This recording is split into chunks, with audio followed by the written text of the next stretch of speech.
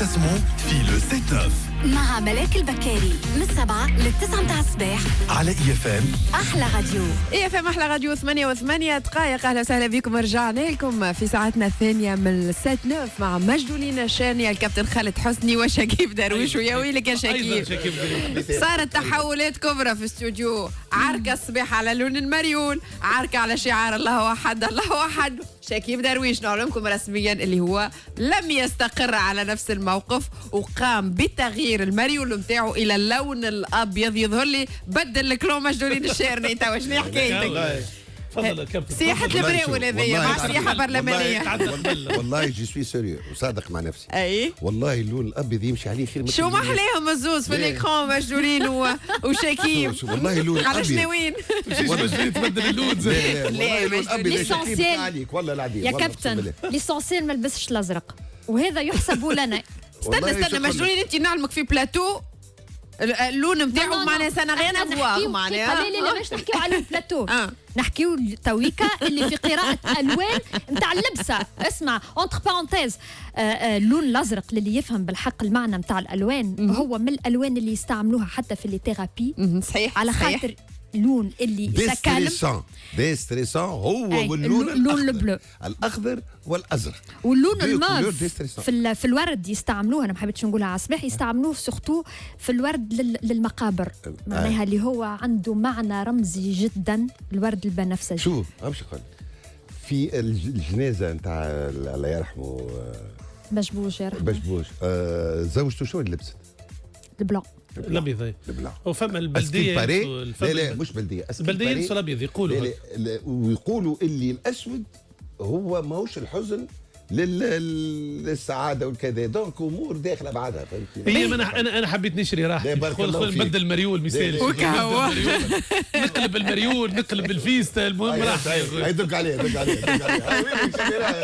شكيب اليوم صلح، هاي عملية صلح مباشرة اليوم. الكابتن على ان شاء الله ربي يدوم النعم على علينا. يسار ومجدولين على يمين وينبلوا شوي. لا شوف شوي، تعرف اللون هذا موف وابيض شنو هو؟ هذا الكولور تاع فيرونتينا في ايطاليا، والكولور نتاع كانت عندنا جمعيه في حملنف اسمها المنصوره كلوب دو ممليف. كانت اللون تاع مشيت خاطر عملوا فيزيون مع كلوب سبورتيف، كان اللون الوحيد في تونس اللي موف وابيض. واضح احيينا معناها هذا الفريق من المنصوره. من المنصوره محي مع على ريحتي راك وليت نعلمك رسميا. يلا 18 دقائق ما زلنا مواصلين في يهمني ولا ما يهمنيش. غنية اللي يخص كل عائلة تونسية عندها وليداتها يقراوا. العودة المدرسية يقول أسعد اليعقوبي باش تكون يوم 15 سبتمبر المقبل، أي في موعدها الرسمي. لكن تصريحات البارح لوزير التربية محمد الحامدي على الوطنية يقول مبدئيا هذا الموعد، يعني رسميا ما زلنا ما سمعناش رسميا، مبدئيا باش يكون في 15 سبتمبر. يهمكم ولا ما يهمكمش؟ ويهمنا الناس الكل تقريبا، حتى العائلات التونسية اللي عندها صغيرات تستنى في الموعد هذا. خاطر قبل تقال انه بوتيتر يكون لو 1 سبتمبر نظرا لانتهاء السنة الدراسية لارجمون على لافونس بسبب الكورونا عملوه.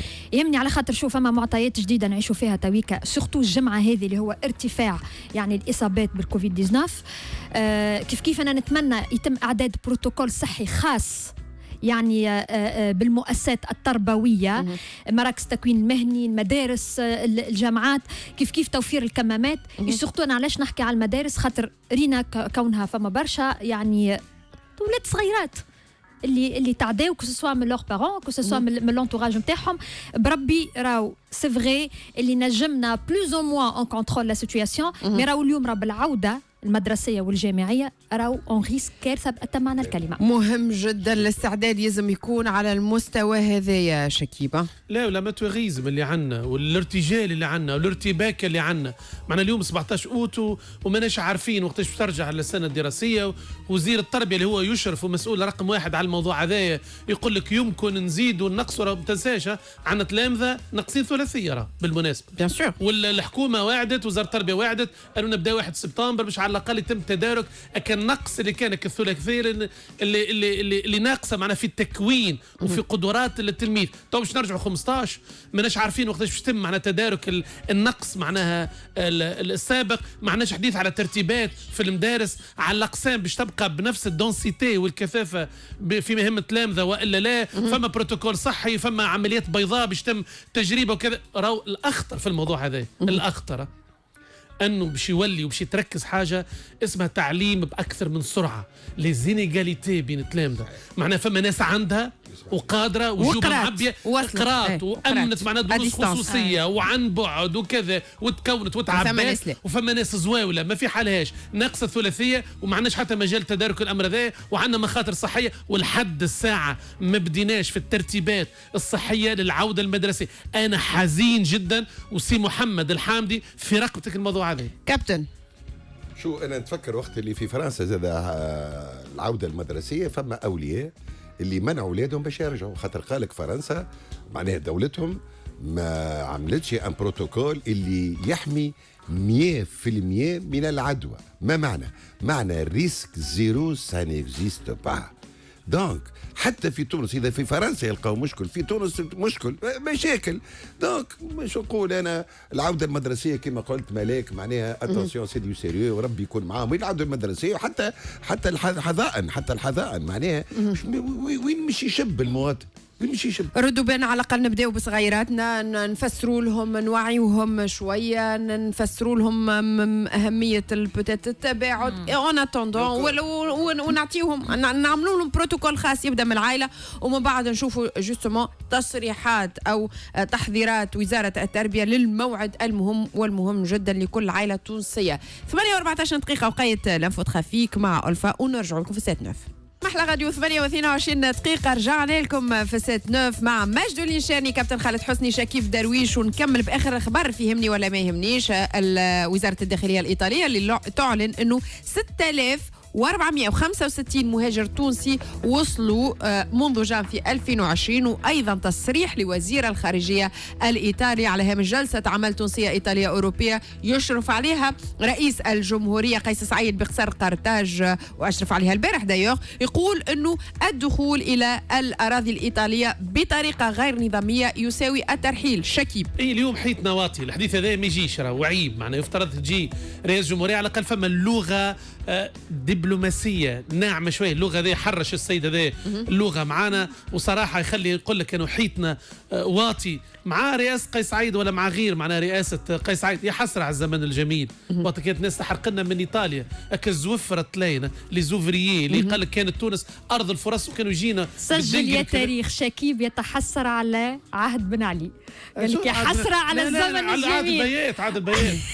بن علي، على عهد البيات نو حتى عهد بن علي وعهد الحبيب بورقيبه. كانوا يحقونا في عهد بن علي. نحكي على تونس البية قال الاخر كانوا الزوفر هذوما يجيونا قال شنو تونس هي ارض الفرص. انا والله ذكرت بطرافه اللي قالوا رئيس حزب تونس الى الامام، ما نعرفش عبيد بريكي اختفى عنده مده ما ريناهش. هو عبيد بريكي اللي قال اسمع تاخذوا طبيب من عندنا، هزوا 5 حراقه اخرين، 5 حراقه واحد اخرين. احنا متعودين نحكيو في مواضيع وديزانفو انسوليت. الانسوليت فيه شويه جانب من الجد في انفو ولا انتوكس. صيف 2020 من 7 ل 9 متاع الصباح IFM 7-9 على IFM. أحلى راديو. يلا لي زاردواز نتاعكم تقولوا لي انفو ولا انتوكس. مرضى الكورونا يتناولوا دوليبران قبل دخول المطارات، صحيح ولا غلط؟ قولوا لي حتى أغلمة. انفو رجلين كيف كابتن. هو قال انفو مشيت مع فوتي مشيت انفو. إبان صحيح، وهذا في بلادنا وين عمد عدد من التونسيين المقيمين او القادمين من الخارج الى تدليس التحاليل الطبيه الخاصه بالكورونا فيروس، بالاضافه الى تناولهم ادويه كما الدوليبران لتخفيض حراره جسمهم قبل مرورهم امام آلة قيس الحراره الموجوده بكل ممرات العبور. هذا هو الغشه. وبعدين نشوف الحيل اللي تستعمل، لانه في الاخر بنتيجه قلنا راه وتقاله قصه هذا قياس الحراره راهو ماهوش حاجه تنجم تطمن التوانسه انه ما ثماش كوفيد. فما حاجات اخرى، فما البي سي ار وتتاكد من الصحه نتاعه، فما المسافه، فما خاصه العزل الاجباري، فما العزل الذاتي اللي تتبع وتقف عليه، واذا خالفوا معناها فما عقوبات معناها زجريه ولا جزائيه. هذا كله مهم. اما قياس الحراره مش حتى بالدولي بران، فما لي زاسيمبتوماتيك اللي ما عندوش حتى علامه من علامات انه عنده الكوفيد، وهذوما لي زيبير كونتاميناتور معناها اللي كبار اللي يعديوا معناها ولا المعدين. هذاك علاش تقديري قياس الحراره حاجه من الحاجات، ولكن لازم حزمه من التدابير باش تخلينا نطمئنوا على الوضع الصحي في تونس. وبربي تحية خاصة لفرق المراقبة الصحية اللي هي كشفت المسألة هذه. فرق المراقبة تقريبا موزعة على ممرات العبور بكافة مطارات تونس، أيضا موانئنا البرية والبحرية اللي هي جسم مدربة بالقدر الكافي لدرجة أنها يمكنها أنها تكتشف أو تكشف على حيل من هذا النوع. هذا قمة الاستهتار أنا الحقيقة نسميه. هو حتى نيميرو فيغ اللي حطوه هنا كمواطنة تونسية وقتها طلعت لي سخانة شوية، كلمتهم يقول كي تطلع لك سخانة ما تاخذ حتى دواء باش ينجموا هما غيالمون يتبعوا معاك الحالة نتاعك. إذا كان احنا ما نعرفش يغش في روحه، يغش في العباد، يغش في والديه، يغش في صغاره، بالحق معناها قمة الاستهتار وقمة الغباء تو سامبلومون. الأخبار الموالي مصحة خاصة متهمة بنشر وتفشي لو كورونا فيروس، صحيح ولا غلط؟ انفورماسيون الكلكم تقولوا بالكابتن يقول انتوكس وشكيبتي في فانتوكس، لا صحيحة صحيحة. وهذه المصحة الخاصة موجودة في المهدية، والملف هذا كشفته هيئة مكافحة الفساد، الهيئة الوطنية لمكافحة الفساد اللي أحالت على وكيل الجمهورية لدى المحكمة الابتدائية بالمهدية. الملف هذايا عريضة حول شبهات تسبب القائمين على مصحة خاصة في نشر وتفشي الكوفيد 19 من خلال تعمد التخفيف في الحجر الصحي، وهذايا وكيفاش يعني بأي طريقة بإخلاء سبيل 4 أجانب من الجالية الإفريقية قدموا من النيجر المصنفة حسب تقارير المنظمات الصحية العالمية ضمن درجات الخطر ذات اللون البرتقالي بالنسبة لتفشي الفيروس هذايا، وقبل إتمامهم فترة الحجر الذاتي وإنهاء مراحل الاختبارات الطبية والتحاليل بصفة كاملة تم إخلاء سبيلهم، واللي تعرف من بعد أنهم نقلوا العدوى لبرشا توانسة أخرين. هذا القتل العمد. وي هذا إذا كان قتل تم جماعي عمد. هذوما كان ما ياخذوش فيهم شو نقولوا احنا قرار ردعي، مش ردعي بركة. شو وصلت التجارة بالبشر والتجارة بالموت لهذا المستوى. والله مش نقول لك انا نسكت وكا. نحكيو على الحرقة، تقولوا لي صحيح ولا غلط؟ قطوسة تصل ألمانيا عبر البحر، حراقة هذه انفورماسيون قد لي انفو. لا عاد نحكيو على عباد، لا عاد نحكيو على عائلات، ولينا نحكيو على قطط تونسية. وجوستومون هذه رحلة بحرية طويلة قامت بها، ويرجح أنها كانت موجودة داخل حاوية شحن لإحدى السفن التجارية اللي كانت راسية في تونس. أنا ما نكونش طرح على جدول الأعمال اللي قال بين وزير الخارجية والداخلية الإيطالي وقيس سعيد. فما حيوان آخر جديد ولا شنو اللي هو؟ البارح احنا رينا في الفيديو على خولة سيبت فكرون صغير مشى لإيطاليا حرق لي.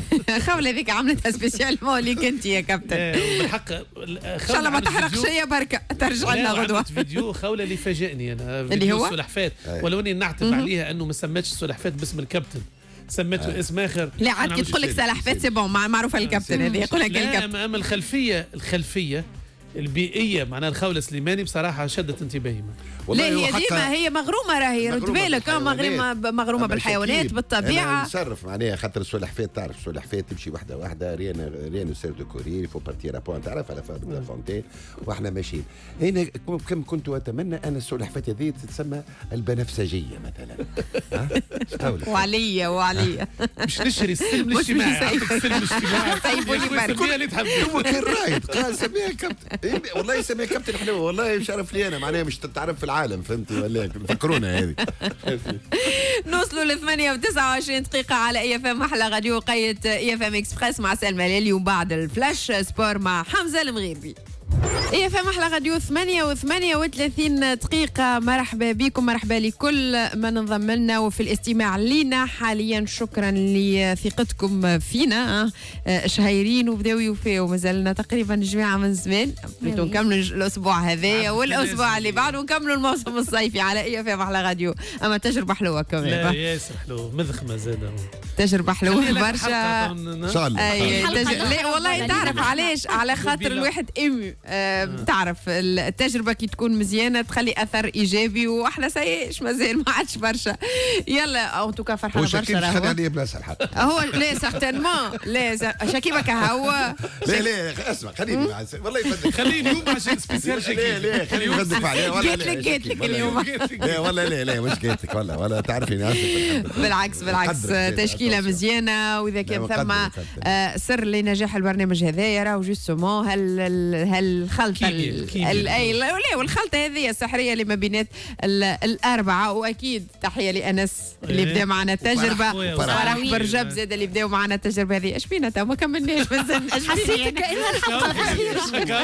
الايامات الكل تغلط في الايامات، تغلط في الوقت. الله يا ربي يستر. ربي يعيشك. يلا الخبر الاخير في انفو ولا انتوكس. فضيحه تلاحق مترشح للانتخابات الرئاسيه قبل الانتخابات مده قصيره، صحيح ولا غلط؟ فضيحه عادي ما انفو انفورماسيون كلكم جوستومون، وخاصه قبل الموعد المحدد للانتخابات. لكن المره هذه اللي ملاحقته الفضيحه الاخلاقيه هذه هو جو بايدن قبل الانتخابات الأمريكية اللي خان صديقه مع زوجته دون علمه. تعرف هذا في السياقات العالمية مش أول مرة نذكروا دومينيك ستروس-كان، نذكروا بيل كلينتون، وهوني توا كونتكست والمنافسة شرسة كمان مع دونالد ترامب.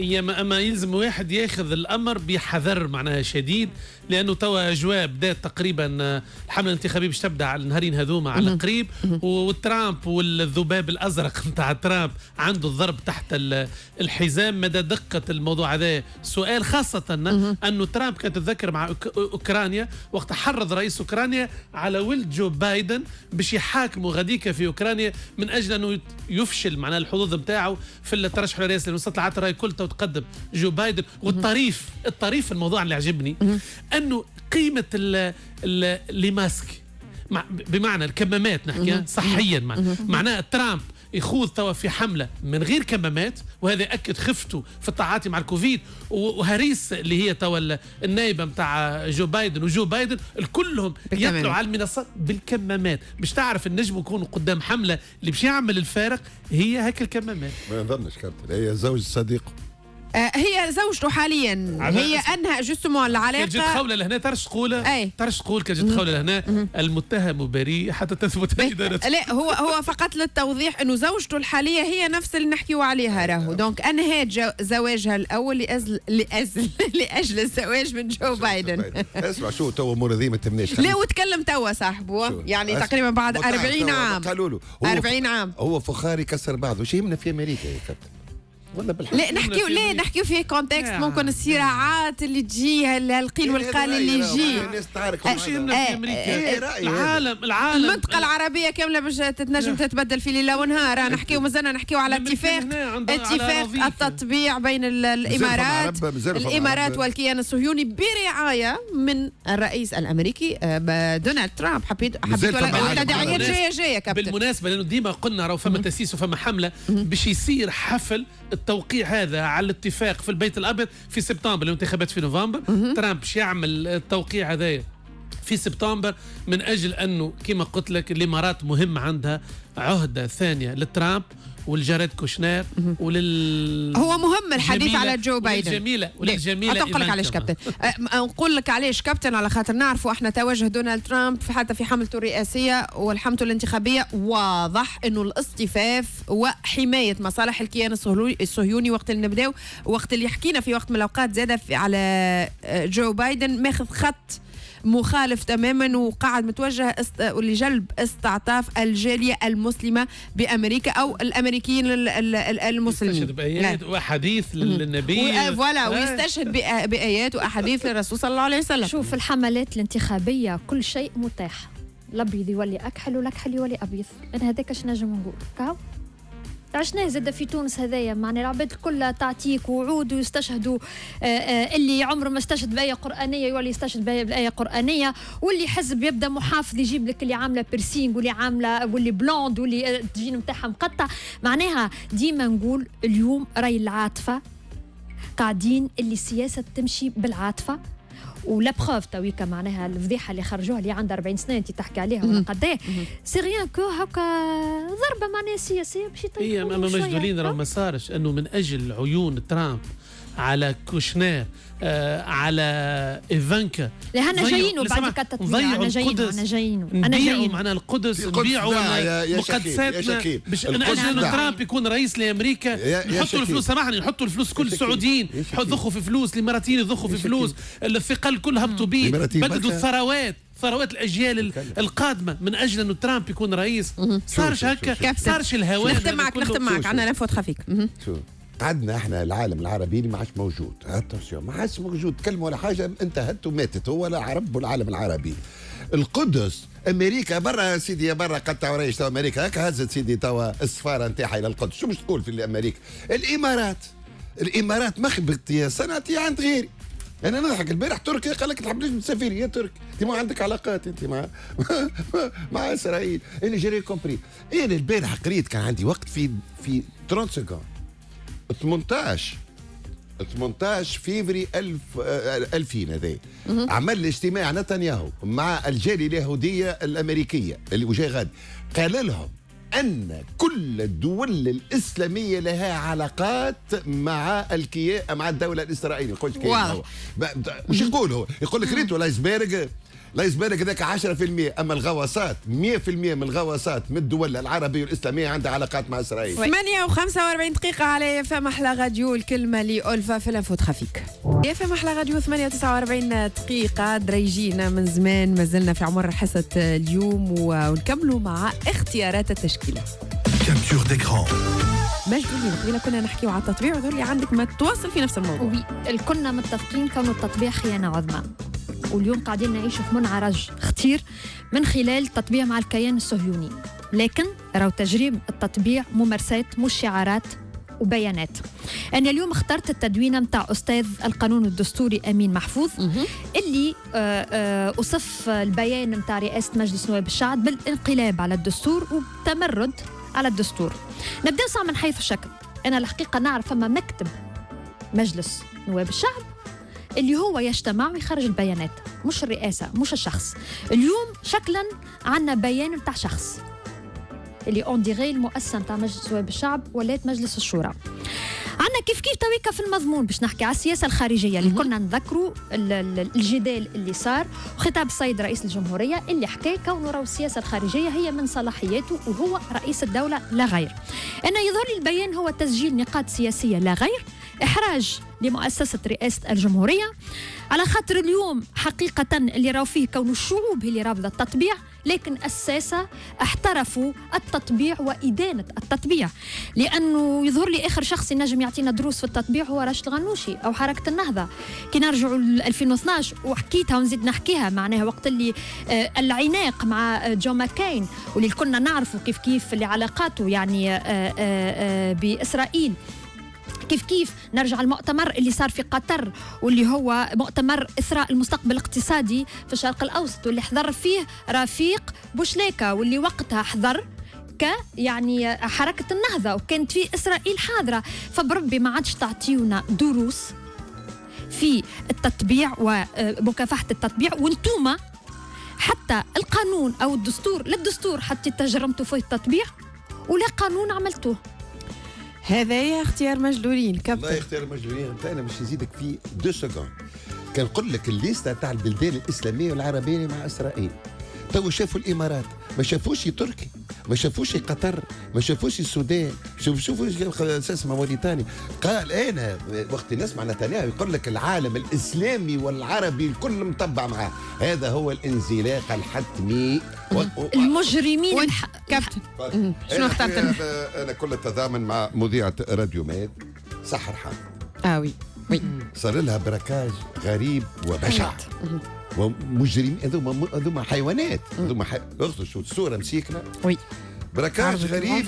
صار المذيعه في راديو ماد سحر حامد مره اخرى نتضامنوا معها وربي يشفيه. معناها شو نقول لك هي مروحه في كرامتها في الليل عملوا لها كود فار قالوا لها العجله نتاعك سببها مسيكنا وقفت. اسمعني راه ولات اجرام محترف. بنيه اللي هبطت لها قتلها العجله مي او ميم طون جاي راجل من وراها يحبوا ياخذوا لها فلوسها وياخذوا لها كذا، ياخذوا لها كرعبتها. دونك هي سي ديفوندو لا بوفر.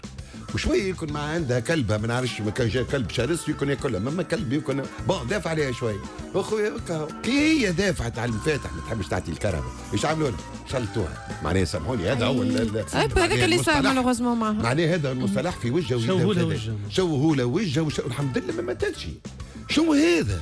يا ناس ردوا بالكم من نساء تونس بكلكم، ما عادش تمشيوا في الكراه بوحدكم في الليل وحتى في النهار.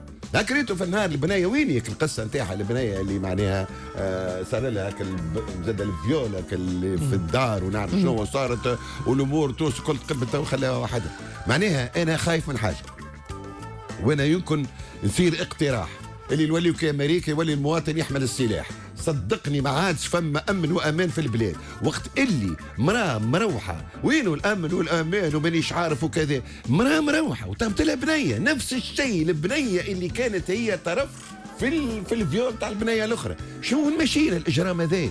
والمشينا تقولوا لي قبيليك اساس ما هذه مصحه تعمل في شو البلاد شنو هذا يبيعوا في الاعضاء الدواء معناه بيريمي. شنو الفئه اللي جاتنا؟ شكون من الناس هذوما اللي جاوا؟ ما همش توانسه، ما همش توانسه، وربي يشفيك. ربي يشفيها، ربي يشفيها يا سحر. تضامننا الكبير مع سحر حامد، وشفنا الفيديو غضب كبير، غضب كبير على مواقع التواصل الاجتماعي، خاطر بالحق حالتها الصحيه خايبه، تعرضت للضرب تقريبا باغتو معناها، وحتى كان الدم موجود على حوايجها. دونك ربي يشفيها. والله غالب الله غالب، ردوا بالنا خاصة السياقة في الليل، ردوا بالنا. هاك شفتوا كيما قال الكابتن شكون باش يجيب اللي مراه باش تهبط من الكرهبة وباش توقفها وباش تساهم في عملية البراكاج هذية. نختم معك شكيب. أنا حبيت نهزكم لتايلاندا.